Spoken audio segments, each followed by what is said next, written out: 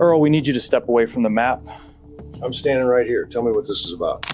This is Earl Tobias, the manager of Greenfield Memorial Cemetery, and the man responsible for one of the most calculated betrayals of grieving families this investigation has ever uncovered.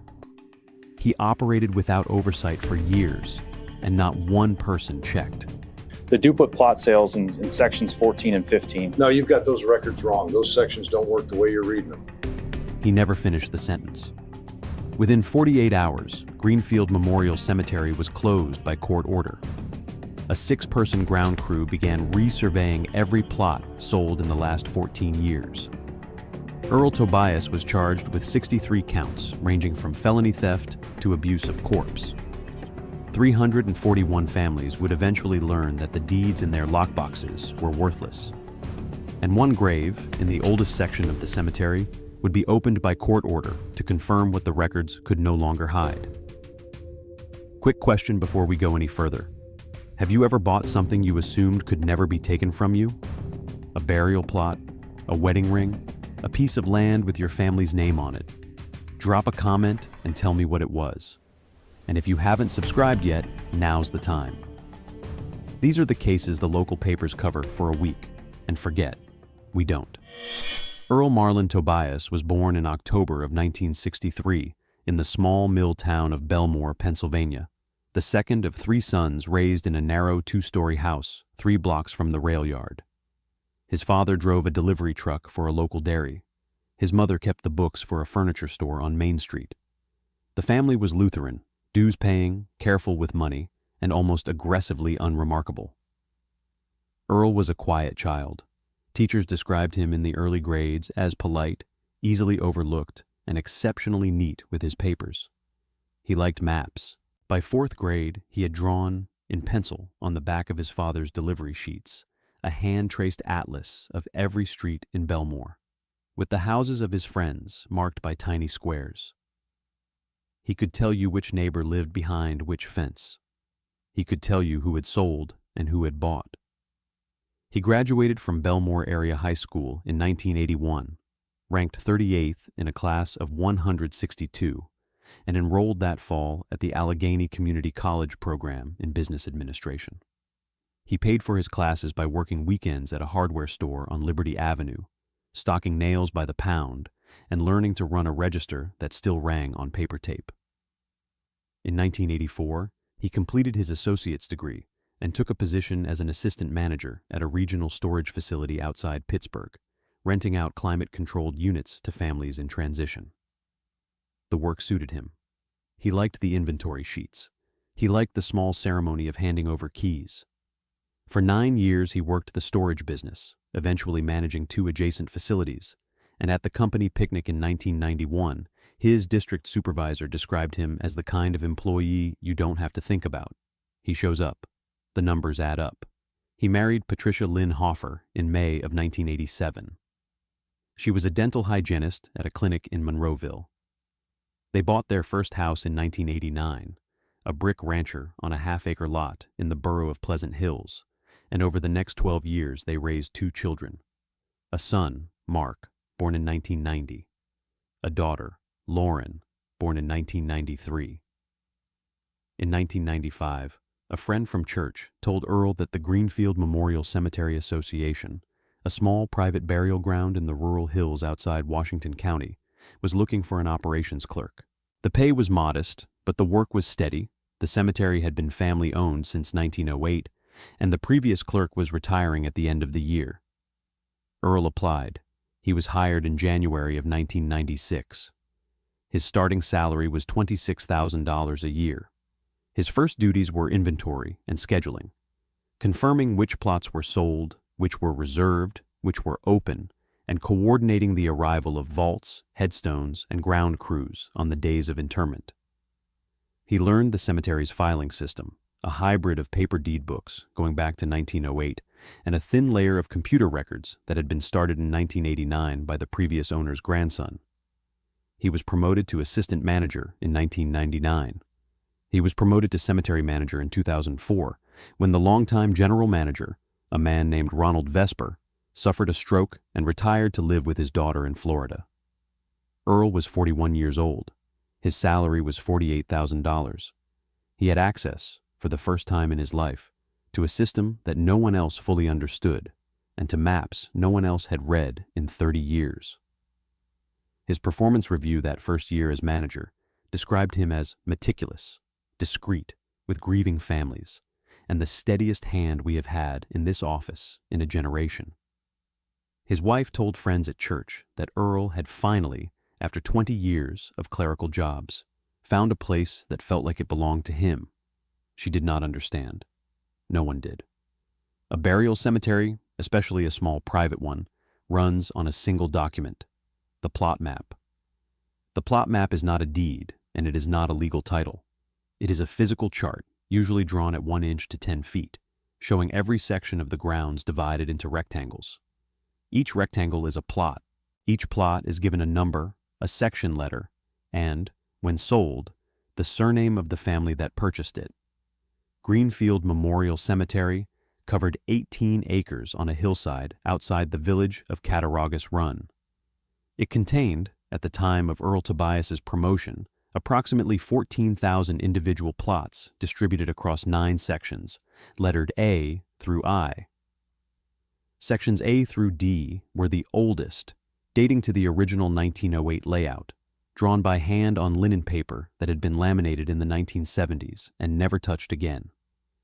Sections E through I were newer, mapped in the 1950s, 1970s, and 1990s on standard surveyor's plat sheets. The cemetery's day-to-day operation depended on 3 reconciliations. First, the master plot map, the single physical chart kept in a locked drawer in the manager's office that represented the legal truth of which 6 feet of ground belonged to which family. Second, the deed book, a leather-bound ledger in which every sale was recorded by hand with the buyer's name, the date, the price, the section and plot number, and the manager's signature. Third, the interment log, a separate ledger also kept in the office, recording every burial performed with the date, the deceased's name, the section and plot number, and the ground crew foreman's initials. For the system to remain honest, all 3 documents had to agree. A plot sold in the deed book had to match a plot marked on the map. A burial recorded in the interment log had to match a plot recorded as sold. A reconciliation was supposed to be performed quarterly by the manager and reviewed annually by the 3-member cemetery board. In practice, by the time Earl Tobias became manager in 2004, the quarterly reconciliations had been a formality for a decade. The board met twice a year, signed off on the financials, and trusted the manager's word on the maps. The previous manager had been at Greenfield for 31 years. He had handed Earl the keys to the drawer, the password to the computer, and the combination to the safe where the original 1908 linen map was stored. He had not handed him an auditor. Earl was the only person in the building who could open all 3 records at once. Earl was the only person who could change them. Earl was the only person who knew which graves in sections A through D had been sold in the 1920s and 1930s to families that had moved away, gone extinct, or never built a stone, leaving plots that were technically owned, legally untouchable, and visibly empty. No one checked. No one had checked in 20 years.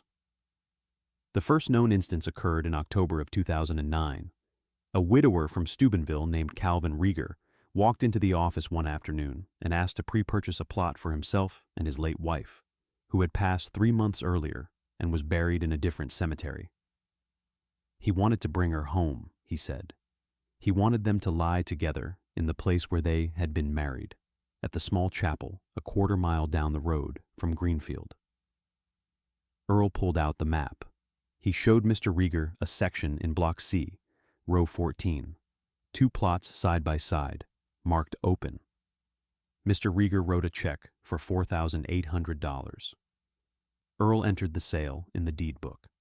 He took a pencil in the privacy of his office after Mr. Rieger had left and lightly shaded the 2 plots on the master map. He did not draw a buyer name beside them. He did not flag them in the computer. Block C, row 14, plots 7 and 8, had been sold in 1933 to a family named Auchincloss, The Auchincloss family had buried no one there. Their last known descendant had died in a fire in Cleveland in 1971. The plots had sat, paid for, owned, untouched, for 36 years before Earl sold them again. Mr. Rieger left the office with a paper deed, a handshake, and the certainty that he had secured the ground. Earl deposited the check the next morning into the cemetery's operating account, then withdrew $4,800 in cash 3 days later under the line item grounds, maintenance, supplies. He took the cash home in an envelope. He put the envelope in a fireproof box in his basement. It was that simple. It would continue, in some form, for the next 14 years. The escalation followed a predictable pattern. In year 1, Earl sold 3 duplicate plots. In year 2, 11. By 2014, he was selling between 18 and 24 duplicate plots a year, drawn from a careful inventory of his own making. A small spiral notebook kept in a desk drawer, listing every plot in sections A through D that had been purchased between 1910 and 1955 by a family that had failed to use it. He cross-referenced these against the interment log. He cross-referenced these against the master map. He looked for ground that was paid for, legally owned, and visibly indistinguishable from open earth. He found, by his own count, 417 such plots. The method had 3 rules. First, never sell a duplicate to a family that needed the plot soon. Earl studied his buyers. He preferred young couples pre-planning, widows and widowers buying for a spouse who would not need the ground for years, and out-of-town adult children pre-purchasing for parents in their 50s or 60s. He avoided terminal cases, hospice families, and anyone whose burial was already scheduled. Second, never use a plot that had a visible stone, footer, or marker. Sections A through D contained dozens of plots that had been bought a century earlier and never marked. The families had paid, then vanished. There was nothing on the surface to suggest the ground was owned. Third, never sell the same plot to 2 families from the same town. He used his buyers' addresses as a sorting tool. A duplicate plot would be sold once to a family from Pittsburgh and once to a family from Erie, once to Steubenville and once to Buffalo. The 2 families would, statistically, never meet, never compare notes, never stand at the same graveside. He kept the duplicate cash in a fireproof box in the basement until he had enough to deposit slowly through a series of small transactions into a personal savings account at a credit union in Wheeling, West Virginia, an hour from the cemetery. The deposits never exceeded $8,000 at a time. The credit union account was in his middle name. His wife knew nothing. His children knew nothing. The board knew nothing. The previous manager, retired in Florida, knew nothing. By 2019, Earl Tobias had pocketed an estimated $312,000 from duplicate plot sales. By 2022, that figure was approximately $460,000. By the autumn of 2023, when the catalyst arrived, it had crossed $600,000. The number was not the point. He had told himself, somewhere in the first 3 years, that he was not really stealing. The plots were unused. The original owners were dead. The Auchincloss family was not coming back from the fire in Cleveland. The 1924 deed to Block A, Row 9, Plot 12, was just a piece of paper. Earl had convinced himself the ground belonged to whoever needed it most. He had also convinced himself he was the one who got to decide. We're about to get to the moment everything came apart. If you've made it this far, you already know this channel covers cases that don't get the coverage they deserve. Subscribe if you haven't yet. The next 10 minutes are why this video exists. On the morning of October 14th, 2023, a family of 7 arrived at Greenfield Memorial Cemetery to bury Helen Marie Galvez, age 78, who had died 4 days earlier at a hospice facility in Morgantown. The Galvez family had been members of St. Margaret's Lutheran Church in Cattaraugus Run for 4 generations. They had purchased their family plots, 6 of them, in a single transaction in 1962, when Helen and her husband had been newly married and her father-in-law had insisted that the family be buried together when the time came. The original deed was in a manila folder in Helen's daughter's safe deposit box. It listed Block B, Row 6, plots 1 through 6. The plot map confirmed the sale. The interment log showed 2 prior burials in that row. Helen's husband, buried in 1998, and her father-in-law, buried in 1971. The family arrived at 9:15 in the morning. The hearse was parked along the access road. The ground crew foreman, a man named Dale Whitaker, walked up the gravel path with the daughter, Patricia Galvez Romano, to the row where Helen was to be laid beside her husband, in Plot 3, the third grave from the end. There was already a headstone there. The headstone was small, granite, dark gray, modest. It read, Robert Emmett Doyle, 1947 to 2019, beloved father and grandfather. A small American flag had been pushed into the earth beside it. The grass over the grave had grown in fully and evenly. There was no doubt the grave had been there for years. Patricia Galvez Romano stood in front of the headstone for what witnesses later said was nearly a full minute without speaking. The hearse driver, behind her, asked if there had been a mistake. Dale Whitaker, the foreman, told the family to stay where they were. He walked back down the path to the office. He told Earl Tobias what they had found. Earl came out of the office immediately. He was wearing a dark suit, as he always did on burial days, with a small white carnation in the lapel. He walked up the path with Dale. He stood at the foot of Plot 3 in Block B, Row 6. He looked at the Doyle headstone for several seconds. He told the family there had been a clerical error. He told them he was deeply sorry. He told them the cemetery would, of course, locate an appropriate plot in another section, at no additional cost, and that Helen could be laid to rest the following morning. He told them, with what witnesses later described as a quiet, almost apologetic firmness, that these things happened in old cemeteries, that records from the 1960s were not always complete, and that he would personally see to it that the family received whatever they needed. Patricia Galvez Romano did not say anything for a long moment. Then she said, "We have the deed. We have the deed in our hand." She produced the folder. She showed Earl the 1962 deed signed by the previous manager, the receipt, the map page with Block B Row 6, plots 1 through 6 circled in pen, and her father-in-law's interment record from 1971.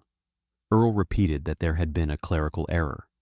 Patricia did not put the folder away. She called her cousin, an attorney in Wheeling. The Galvez family did not leave the cemetery that morning. The hearse was sent back. Helen's body was returned to the funeral home in Morgantown. By that afternoon, the attorney had filed a request for emergency review of the cemetery's records with the Pennsylvania Department of Banking and Securities, which oversees private cemetery operators in the state. The review began the following Monday. The Department of Banking and Securities sent 2 field examiners to Greenfield Memorial Cemetery on the morning of October 23, 2023. They were accompanied by a forensic accountant from the State Attorney General's office and a licensed land surveyor from a private firm in Pittsburgh.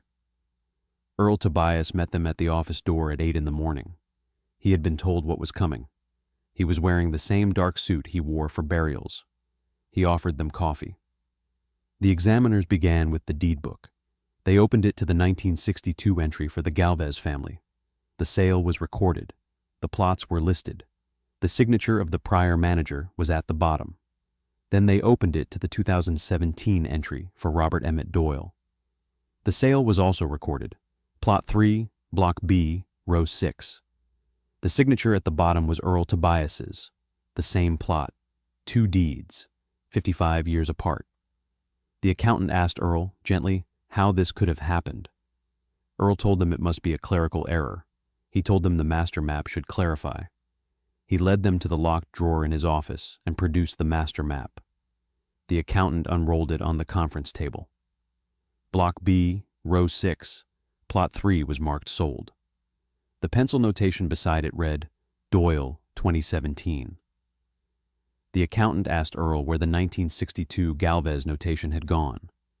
Earl said he did not know. The surveyor opened a digital copy of the original 1962 plat sheet, which the state archived along with all licensed cemetery filings. The Galvez sale was clearly marked on the 1962 map. Block B, Row 6, plots 1 through 6, signed and dated. The accountant asked Earl when the master map in the office had been redrawn. Earl said he did not know. The examiners spent the next 4 days at the cemetery. They cross-referenced every deed in the deed book against the master map and against the state-archived plat sheets. They identified, in the first pass, 67 plots that appeared on the deed book twice. They identified an additional 104 plots that had been sold in the deed book but were not marked on the master map. They identified 23 burials in the interment log that had occurred in plots recorded as open. Then they walked the grounds. The surveyor located 41 graves with no corresponding entry in either the deed book or the interment log. He located 11 graves where the headstone family name did not match the deed book entry for that plot. He located, in Block A, Row 9, an unmarked grave dating to roughly 1924 in ground that, according to the master map, had been sold to a family named Penrose in 2018. The Penrose family had not yet used the plot. They had purchased it for the eventual burial of their grandfather, who was, at the time of the investigation, 86 years old and living in a nursing home outside Cleveland. 3 deeds to the same 6 feet of ground, one in 1922, one unrecorded, dating to roughly 1924, with a body in it, one in 2018, to a family who did not know. The forensic accountant traced the money. The deposits to the cemetery's operating account never matched the deed book totals. The discrepancies, totaled over 14 years, came to $641,400. The credit union account in Wheeling, in Earl's middle name, held $387,000. A second account, at a small bank in Steubenville, held an additional $96,000. The remainder had been spent in small amounts over the years. Home repairs, a finished basement, a used boat, 2 of his daughter's college tuition payments, a wedding for his son in 2019. The spiral notebook was found in the bottom drawer of the office desk, behind a stack of old tax forms. It contained, in Earl's small, neat handwriting, a list of 417 plot numbers, with check marks beside the ones he had already resold. There were notations in the margins. Beside Block A, Row 9, Plot 12, the notation read, 1922 Penrose. Empty. Confirmed walked 03-2018. He had walked the row. He had confirmed no headstone. He had sold the plot. He had been wrong about the ground being empty. State troopers and an investigator from the Attorney General's office arrived at the cemetery office at 2:47 in the afternoon on November 9th, 2023. Earl Tobias was at his desk, reviewing the next week's interment schedule with Dale Whitaker. He looked up when they entered. The lead investigator, a woman named Eileen Brockhurst, identified herself and read the warrant. Earl set down the pen he had been holding. He folded his hands on the desk. He did not stand. Brockhurst said, "Mr. Tobias, we need you to come with us." Earl said, "Am I being arrested?" Brockhurst said, "Yes, you are." Earl said, "On what charges?" Brockhurst listed them: theft by deception, multiple counts, forgery, falsifying business records, fraud against consumers, abuse of corpse, pending the medical examiner's review of the Block A, Row 9 exhumation, which had been completed 3 days earlier. At the words abuse of corpse, Earl Tobias looked, for the first time, directly at Dale Whitaker. Dale was standing in the doorway. Dale did not look back. Earl said, "I want a lawyer." Brockhurst said, "That's your right." Earl stood up. He took his jacket from the back of his chair. He put it on slowly, the way a man dresses for a burial. He asked quietly if he could lock the desk drawer before he left. Brockhurst told him no. He nodded. He walked around the desk. He held his hands out in front of him, palms together, without being asked. As the troopers walked him out of the office, past the conference table where the master map was still spread. He stopped for half a second beside the door. He looked at the map. He did not say anything. Then he walked out into the parking lot and did not look back. Earl Marlin Tobias was charged the following morning in the Court of Common Pleas of Washington County, Pennsylvania, on 63 counts. The indictment listed 41 counts of theft by deception, 11 counts of forgery, 8 counts of falsifying business records, 2 counts of consumer fraud under state statute, and 1 count of abuse of corpse, the last relating specifically to the body recovered from Block A, Row 9, Plot 12, which had been buried in 1924, and which, the medical examiner determined, had been disturbed at the surface level when the 2018 Penrose marker footing was set. His bail was set at $250,000. His wife, Patricia, did not post it. His son, Mark, did not post it. His daughter, Lauren, drove down from Erie the following weekend and posted 10% of it, in cash, through a bail bondsman in Washington. She did not visit her father in the county jail. She drove home the same afternoon. The Pennsylvania Department of Banking and Securities suspended Greenfield Memorial Cemetery's operating license on November 13th. A court-appointed receiver was installed to manage the grounds. The receiver, a retired cemetery operator from Lancaster County named Howard Bittner, told the local paper that the work of reconciling the records would take, at minimum, 18 months, and that the cemetery's bond, a state-mandated insurance instrument intended to protect plot purchasers in exactly this kind of failure, would cover an estimated 40% of the family's losses. The families began contacting one another in the weeks after the news broke. A group called the Greenfield Plot Holders Coalition was formed in early December. 341 families joined within 6 weeks. They held their first meeting at a Lutheran church social hall in Cattaraugus Run, the same church where Earl Tobias had been a member for 27 years. He had stopped attending 3 Sundays earlier. Patricia Galvez Romano spoke at the second meeting. She said, into a microphone borrowed from the high school, "He let my mother be sent home in a hearse to a funeral home in another county because there was a stranger buried in the ground we paid for. He did that knowing what he had done. He did that, and then he asked us if we wanted coffee." Helen Marie Galvez was eventually buried 6 weeks after her death in a different plot in the cemetery, in a section the receiver had personally walked and confirmed empty. The Doyle family, who had paid for the same 6 feet of ground in 2017, were given the option to relocate Robert Emmett Doyle's remains at the receiver's expense, or to keep him where he lay and accept a refund. They chose to keep him where he lay. The Galvez family did not object. The Penrose family, whose grandfather was still living, were notified that the body of an unidentified person, buried in approximately 1924, had been removed from their plot and reinterred in the cemetery's section reserved for unmarked graves.